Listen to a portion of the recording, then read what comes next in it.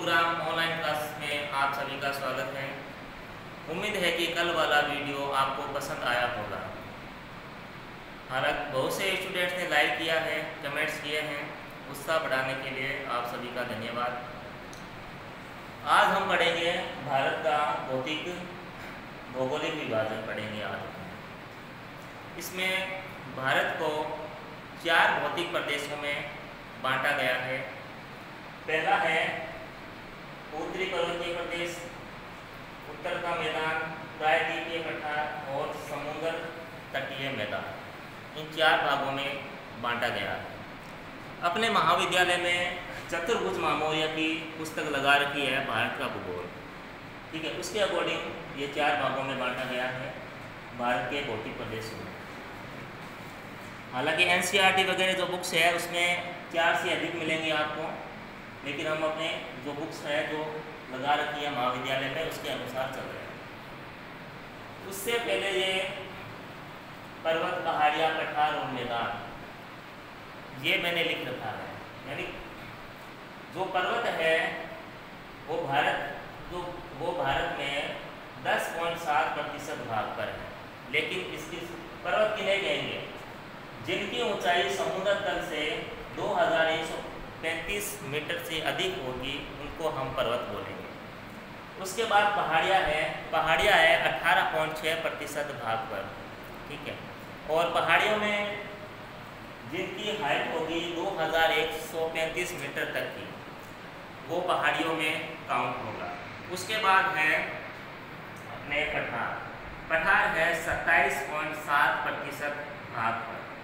तो इसमें हाइट होगी 305 मीटर से 915 के 15 मीटर के बीच में जो हाइट होगी वो पठार में काउंट होंगे, वो इस तरह तक क्या वो क्षेत्र। उसके बाद मैदान है, मैदान 43% भाग पर है, लेकिन मैदान के आगे मैंने कुछ नहीं लिखा हाइट वगैरह उसमें। मैदान जो होता है वो समुद्र तल होता है, उससे नीचे भी हो सकता है और उससे कोई हल्का सा ही ज़्यादा हो सकता है, यह कोई निश्चित नहीं होता है इसका। इसलिए मैदान जो होता है वो समतल होता है, उसकी हाइट कोई अधिक नहीं होती। और जैसे पहले लेंगे अपने उत्तरी पर्वतीय प्रदेश। अब उत्तरी पर्वतीय प्रदेश में सब अपने अध्ययन करते हैं हिमालय पर्वत का। अब जो हिमालय पर्वत है, सबसे पहले हम उसकी उत्पत्ति समझेंगे कि हिमालय पर्वत की उत्पत्ति किस प्रकार से हुई है, किस प्रकार से हिमालय पर्वत बना है, ठीक। इसके लिए सबसे पहले जो फर्स्ट ईयर में था हमारा वेगनार का सिद्धांत, पढ़ा होगा आपने वेगनार का सिद्धांत। तो उसमें क्या बताया गया है वेगनार के द्वारा, उसने बताया है कि जब शुरू में जो अब वर्तमान में जैसे 7 महाद्वीप है, एक 8 का जुड़ गया, जैसे न्यूजीलैंड। वर्तमान में एक नया महाद्वीप खोजा गया है जिसका नाम है जीलैंडिया। इससे पहले 7 महाद्वीप थे। तो वेगनार ने अपने सिद्धांत में बताया कि सबसे पहले जो 7 महाद्वीप थे वो आपस में जुड़े हुए थे, जिनको पेंजिया नाम दिया गया था। स्थल भाग जो जुड़ा हुआ था उसको पेंजिया नाम दिया गया, और जो इसके बाहर जो जलीय भाग था उसको पैंथालासा नाम दिया गया। पेंजिया के मध्य में क्या था, एक समुद्र था जिसका नाम तैतीस सागर था। कालांतर में भूगर्भ में हलचल की वजह से ये जो पेंजिया था वो कई हिस्सों में टूटने लगा। तो जब पेंजिया टूटने लगा तो जो स्थलखंड थे अलग अलग दिशाओं में गति करने लगे। जो पेंजिया का उत्तरी भाग को अंगारा लैंड कहा गया और दक्षिण वाले भाग को गोंडवाना लैंड कहा गया। जो हमारा भारत का प्रायद्वीपीय भाग है, जो दक्षिण का जो भाग है ये गोंडवाना लैंड का भाग है। विद्वानों का यह मानना है कि ये जो दक्षिण का जो भाग है भारत का प्रायद्वीपीय भाग है, ये अफ्रीका महाद्वीप से अलग हुआ है। किसी समय ये अफ्रीका महाद्वीप से जुड़ा हुआ था, मगर उससे टूटकर जो भारतीय जो स्थलखंड था वो उत्तर दिशा की ओर आगे बढ़ने लगा। जब उत्तर दिशा की ओर आगे बढ़ने लगा ये, तो फिर एक प्लेट थी जो उत्तर से दक्षिण की तरफ आ रही थी, उसका नाम था यूरोपियन प्लेट। तो जो भारतीय प्लेट है इसको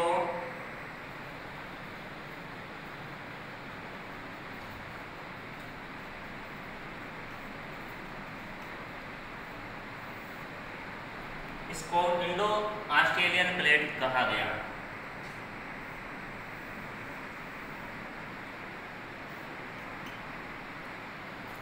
और जो उत्तर से दक्षिण की तरफ आ रही थी वो थी यूरोपियन प्लेट। ठीक है, तो ये आपस में टकराती है, लेकिन इनके बीच में था टेथली सागर।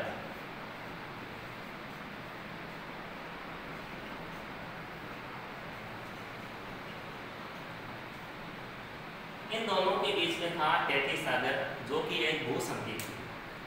जो भूसंधि का सिद्धांत है, भूसंधि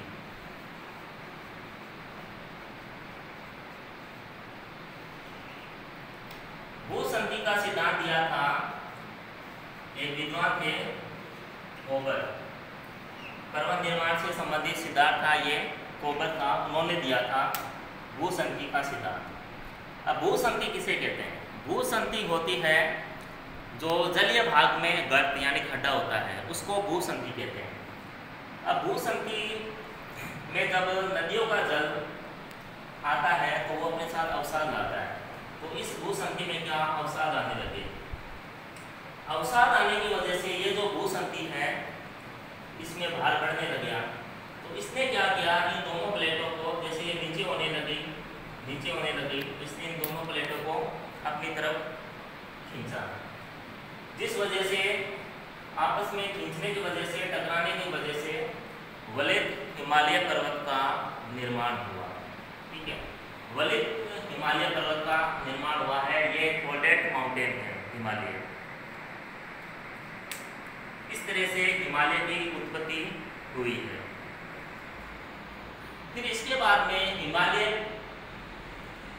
की जो संरचना है ना, वो काफी जटिल संरचना है। इसके अंदर जो हिमालय है इसमें कई श्रृंखलाएं हैं। जो हिमालय पर्वत है वो कोई एक श्रृंखला नहीं है, इसमें कई श्रृंखलाएं हैं। जैसे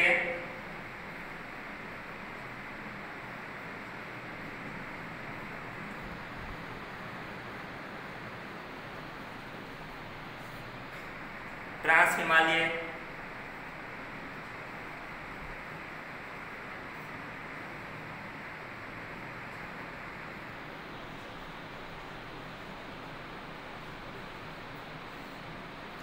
महान हिमालय,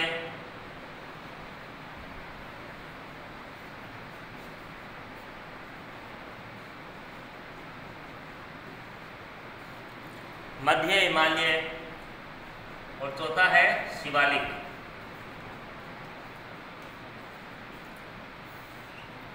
इस तरह से ये चार संरचनाएं बनी हैं, लेकिन एक साथ नहीं बनी है।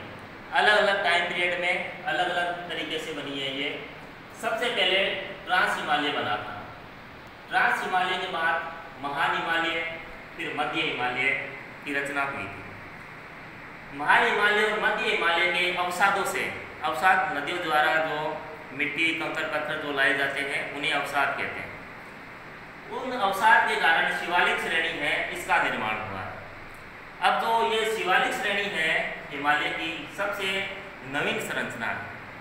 ठीक है, ये सबसे बाद में बनी है, इसलिए सबसे नवीन संरचना है। यानी सबसे जो पुरानी संरचना है वो ट्रांस हिमालय है, और जो सबसे नवीन संरचना है वो शिवालिक हिमालय है। इसी वजह से यहाँ भूस्खलन सबसे अधिक होता है। ठीक है, भूस्खलन जैसे अभी मानसून का समय चल रहा है, इस तरफ जो बरसात भी अधिक होती है, तो भूस्खलन की क्रियाएं इस समय बहुत अधिक हो जाती है, जिन्हें लैंडस्लाइड भी कहते हैं अपने, तो ये यहाँ सबसे अधिक होती है। तो अपने पहले लेते हैं ट्रांस हिमालय को। ट्रांस हिमालय भारत के सबसे उत्तर में स्थित है, ये सबसे उत्तर में स्थित है। और ये जो लद्दाख है, जो कि अलग से केंद्र शासित प्रदेश बनाया गया है भारत सरकार द्वारा, ये जो ट्रांस हिमालय यहाँ पड़ेगा अपने लद्दाख क्षेत्र में,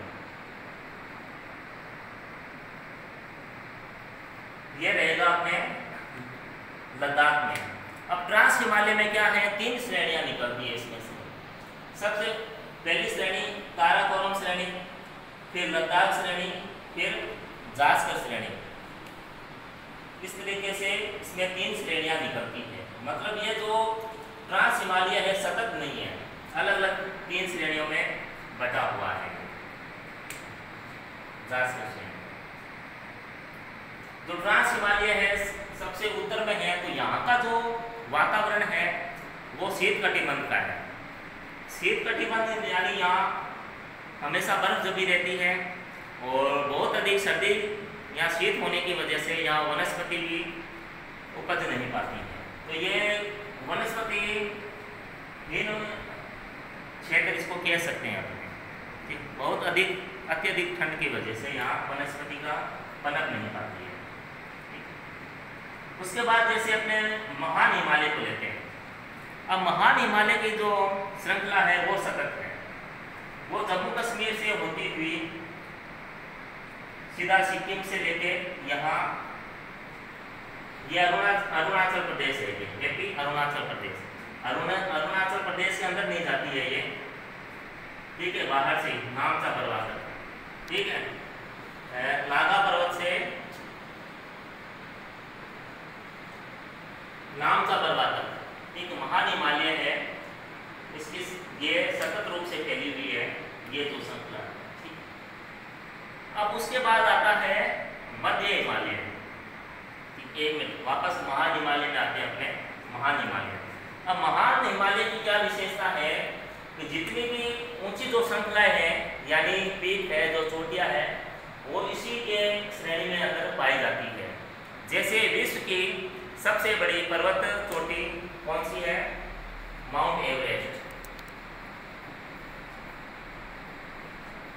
माउंट एवरेस्ट जो चोटी है वो विश्व की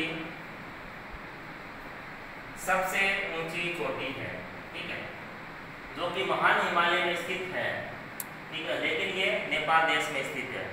और नेपाल में इसको क्या कहते हैं, माउंट एवरेस्ट को कहते हैं सागरमाथा। सागरमाथा नाम है इसका नेपाल में, किसका, माउंट एवरेस्ट का, ठीक है। और इसके अलावा एक और आपको चोटी का बताना भूल गया मैं, जैसे ये काराकोरम श्रृंखला है, ठीक है, ये तो हो गई विश्व की सबसे ऊंची चोटी हो गई। उसके बाद जैसे प्रश्न पूछा जाए आपसे, जैसे भारत की सबसे ऊंची पर्वत चोटी कौन सी है, तो यहाँ अपने काराकोरम के अंदर आपको K2 या गॉडविन ऑस्टिन, ये जो चोटी है ये भारत की सबसे ऊंची चोटी है भारत देश की। मगर ये जो एरिया है ये पीओके में आता है, पीओके, पाक अधिकृत कश्मीर के अंदर ये हिस्सा आता है, ठीक है, लेकिन मैप में हम हमारे अंदर भी इसको मानते हैं। उसके बाद देखो सिक्किम में एक चोटी है, उसका नाम है कंचनजंगा। अगर क्वेश्चन यूँ आए कि भारत में स्थित सबसे ऊंची चोटी कौन सी है, तो हम कंचनजंगा करेंगे, जो कि सिक्किम राज्य में स्थित है, ठीक है। और एक और आपको क्रम बताता हूँ मैं, विश्व की सबसे ऊंची चोटी माउंट एवरेस्ट, माउंट एवरेस्ट के बाद दूसरे नंबर की चोटी है K2 या गॉडविन ऑस्टिन या, और 3 नंबर पर है कंचनजंगा। यानी हाइट में 1 नंबर पर ये, फिर K2 2 नंबर पर और कंचनजंगा 3 नंबर पर। इस तरह से ये चोटियां हैं, ठीक है। फिर अपने लेते हैं मध्य हिमालय। अब जो मध्य हिमालय है, ये जो श्रृंखला है सतत नहीं है। जम्मू कश्मीर में मध्य हिमालय को कहते हैं पीर पंजाल, यहाँ लिख देता हूँ मैं, पीर पंजाल, ठीक है, एक श्रृंखला है पीर पंजाल की, ठीक। उसके बाद एक हिमाचल प्रदेश में मध्य हिमालय को कहेंगे अपने धौलागिरी, मध्य यहाँ कहेंगे अपने हिमाचल प्रदेश में धौलागिरी। और इसी श्रृंखला को यानी मध्य हिमालय को नेपाल में कहते हैं अपने महाभारत श्रेणी। ये इस तरीके से ये अलग अलग तरीके से इनका क्लासिफिकेशन किया गया है अलग अलग, क्योंकि जो हिमालय की जो संरचना है वो काफ़ी जटिल है। उसके बाद जो शिवालिक आती है, तो नवीन पर्वत है, ठीक है, भारत का, और शिवालिक के जस्ट बाद उत्तर का मैदान आ जाता है। इस तरीके से ये श्रृंखलाएं हैं जो हिमालय की है वो फैली हुई है। समझ में आया होगा आपको। के पश्चात अपने लेते हैं अब पूर्व का हिमालय या पूर्वांचल की पहाड़ियाँ। अब जो हिमालय है जो पूर्व दिशा में है, जो ये जो स्टेट है, यहाँ पर जो हिमालय है केवल अरुणाचल प्रदेश या मिजोरम और कुछ एक पहाड़ियाँ हैं वहीं तक हिमालय फैला हुआ है। जो हिमालय है अरुणाचल प्रदेश में, जो हिमालय की जो श्रृंखलाएँ हैं वो है डापला, मीरी, अबोर और मिसमी। ये जो पहाड़ियाँ हैं ये हिमालय का भाग है। इसके अलावा जो मिजो पहाड़ियाँ हैं, नागो पहाड़ियाँ हैं, वो भी हिमालय का पार्ट है। मगर जो मेघालय है, मेघालय के अंदर जो पहाड़ियाँ हैं, गारो, खासी और जो जयंतिया, ये हिमालय का पार्ट नहीं है, ये हिमालय से अलग है, ठीक है। तो अब ये जो पार्ट है, तो ये किसका पार्ट है, तो फिर ये पार्ट हो गया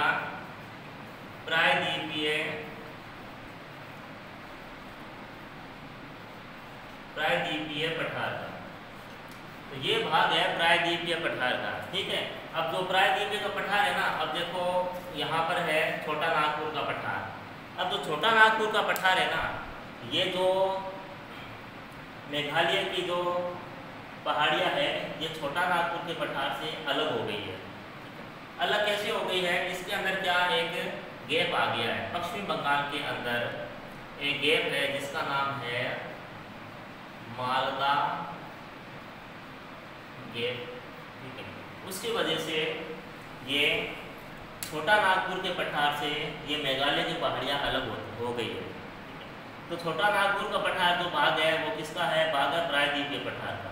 तो ये भी क्या है, पहाड़ियाँ प्रायद्वीपीय पठार की पहाड़ियाँ हैं, ना कि हिमालय की पहाड़ियाँ हैं।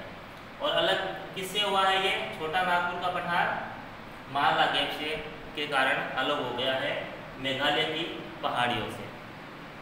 उसके बाद एक असम के अंदर है, असम राज्य में एक मिकिर की पहाड़ियाँ आती है, मिकिर की पहाड़ियाँ। अब जो मिकिर की पहाड़ियाँ हैं ये भी हिमालय का भाग नहीं है, ये भी प्रायद्वीपीय पठार का ही भाग है। यहाँ पर क्या है, ये जो गारो खासी जयंती है ना, ये मेघालय का पठार में है ये स्थित। उसके बाद ये जो हिमालय है जो अलग अलग समय में बनी है, इनमें क्या है, कुछ गैप है, ठीक है। ट्रांस हिमालय बना, ठीक, ट्रांस हिमालय जो बना और महाल हिमालय के बीच में जो गैप है उसको कहते हैं सज्जल जोन, कुछ जगह दिखता है। उसके बाद महान हिमालय और मध्य हिमालय के बीच के में जो गैप है, जो जगह है, उसको मेन सेंट्रल थ्रस्ट कहते हैं। उसके बाद जो मध्य हिमालय और शिवालिक श्रेणी के बीच में जो गैप है, जो पार्ट है, जो अंतराल है, उसको मेन बाउंड्री पार्ट कहते हैं। फिर शिवालिक और उत्तर के मैदान के में जो गैप है उसको ग्रेट बाउंड्री फॉल्ट कहते हैं। अब इन दोनों में थोड़ा ध्यान रखना, बाउंड्री फॉल्ट मध्य हिमालय और शिवालिक में है मेन बाउंड्री फॉल्ट, शिवालिक और उत्तर के मैदान में है ग्रेट बाउंड्री फॉल्ट, तो इनको थोड़ा ध्यान रखना। उसके बाद में कुछ हिमालय के दर्रे लिख रखे हैं, अक्सर पूछे जाते हैं पेपर में ये, तो ये दर्रे हैं, अगर इनका स्क्रीनशॉट लेना चाहते हो तो वो भी ले लो, मगर याद करना है, स्क्रीनशॉट लेके नहीं छोड़ देना है, ठीक है। जो जम्मू कश्मीर में जो दर्रे पाए जाते हैं, पहले तो जो ये बीच में ला आता है ना इनके, ये जोजिला, नाथुला, ला का अर्थ होता है दर्रा। अब दर्रा क्या होगा, पहाड़ों के बीच में एक संकरा रास्ता होता है, ठीक है, प्राकृतिक रूप से, जिनमें से होकर जो मानव है वो आवागमन करता है, वो दर्रा होता है, ला का अर्थ दर्रा होता है। जम्मू कश्मीर राज्य में है गुर्जीर और जोजिला दर्रा, फिर हिमाचल प्रदेश में है सीप किला और बारालाचा दर्रा, उत्तराखंड राज्य में है थाना ला और लिपुलेख ला दर्रा, सिक्किम राज्य में है नाथुला दर्रा और जलेब ला दर्रा, फिर अरुणाचल प्रदेश में है बोमडिला दर्रा। ये दर्रे हैं जिनमें से होकर ये मतलब व्यापार भी किया जाता है, मनुष्य आवागमन भी करते हैं इन दर्रों के मध्य से होकर। तो ये हिमालय का था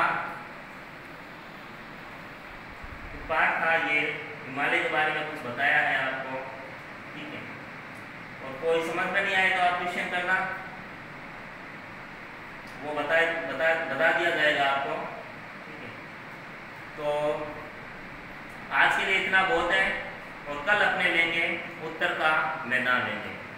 जो उत्तर का मैदान है वो सिंधु नदी, गंगा नदी और ब्रह्मपुत्र नदी तीनों के द्वारा निर्मित विश्व का सबसे उपजाऊ मैदान है।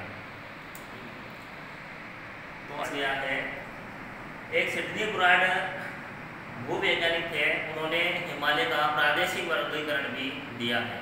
कल सबसे पहले हम हिमालय का प्रादेशिक वर्गीकरण करेंगे, उसके बाद हम उत्तर का मैदान पढ़ेंगे। घर पे रहिए, स्वस्थ रहिए और पढ़ते रहिए। धन्यवाद।